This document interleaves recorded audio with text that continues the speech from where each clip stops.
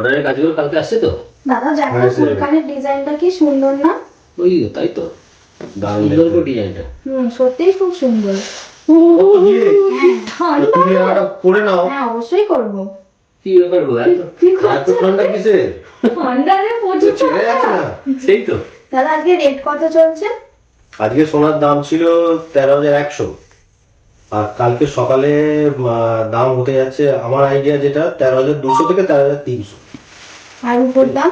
উপর দাম 240 টাকা গ্রাম। ওরে সব খুলে গেছে কেন? সব খুলে গেছে কেন? বাবা, এটা দাম শুনে আমার গরম লেগে যাচ্ছে।